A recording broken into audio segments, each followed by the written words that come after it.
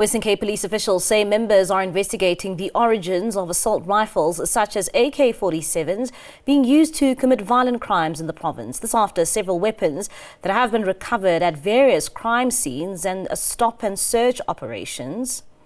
This emerged during a passing out parade for young cadets at the Bishop Lavis Police Academy. It was the first batch of the 2024-2025 graduates of about 10,000 annual cohort to graduate from the police college.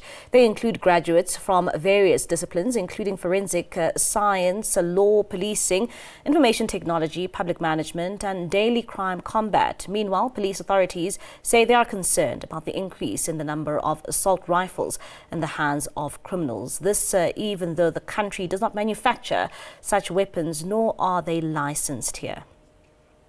For more on this, we now speak to Willem Els. He is the Senior Training Coordinator at the Institute for Security Studies, and he joins us now via our video link for more on this conversation. Willem, thank you so much for your time this evening here on SABC News. I mean, the Western Cape Police are very much concerned about the growing number of assault rifles in the hands of criminals. Major concern here.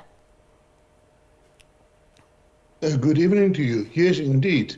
You know, it is not only poses a danger to law enforcement who has to confront these people, but also to the public in general. So it is not in our interest that we have this increased in these type of assault weapons on the streets. I mean, also, when it comes to the police commissioner in the Western Cape saying that, these assault rifles, such as AK-47s, are found in the Western Cape, but they're not even produced by the country. What does that even mean, especially when police are trying to fight crime? Yeah, there are various sources for these type of assault weapons. You know, in the first place, the military use them, the police use some of them, but then also we see that your private security companies, for instance, your cash and transit guards, they also use these type of weapons. So the sources of these weapons, of course, they are diverse. If you talk about AK-47 type or AK-47 weapons, those weapons are not manufactured in South Africa. There's only a very few select units within the military that are actually using them. So it means that the rest of them are either have been crossed our border previously or are being smuggled to South Africa from abroad. And I mean, if you talk about, the smuggling of weapons, where do we even point this to? Is it neighboring countries? Is it other countries across the world? How do they even get to South African shores if they are being smuggled indeed? Yeah, according to a study that was done in Southern Africa, they estimate that about 4.7 million of these firearms are in circulation in countries South Africa, Zimbabwe, and Mozambique. There's also an indication that some of these weapons, they are crossing the border to South Africa, but also back once they have been used across the border back into those countries where they're being kept safe and then smuggled back again, so that it will prevent the police from actually finding those weapons. Would you say, I mean, these are the complaints we are seeing now from the Western Cape Police. Would you say that it seems as if this is being experienced as a problem in the Western Cape?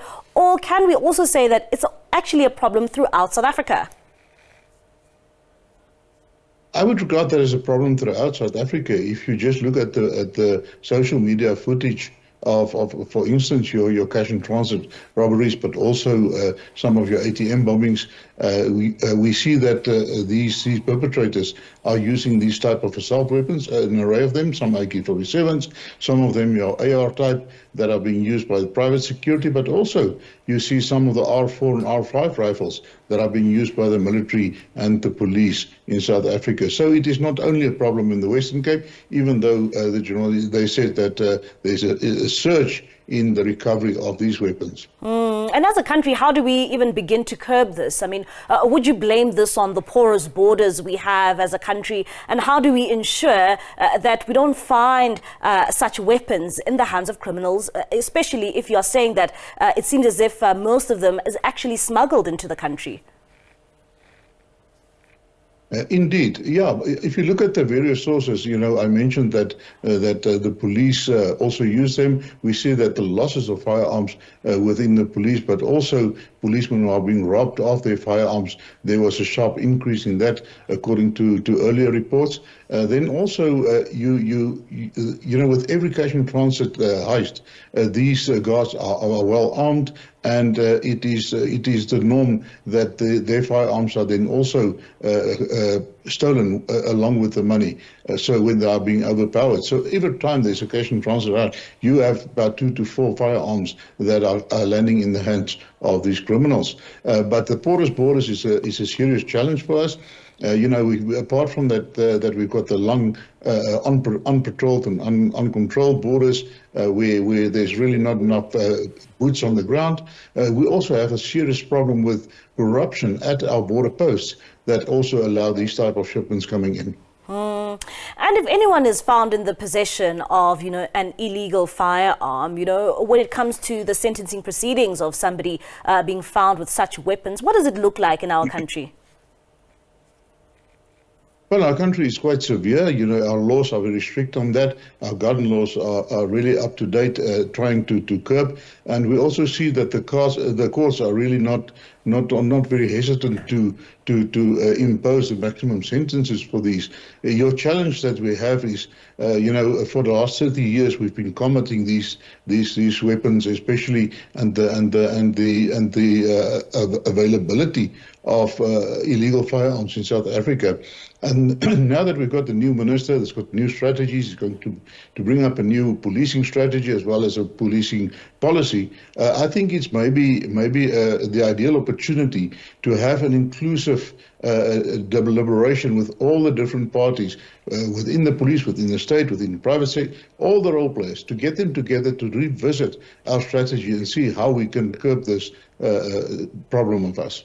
All right, Willem, thank you so much for your time and for that insight. That is Willem Els. He is from the Institute for Security Studies, giving us his insight there when it comes to that reportage in the Western Cape of the growing number of assault rifles being found in the possession of criminals.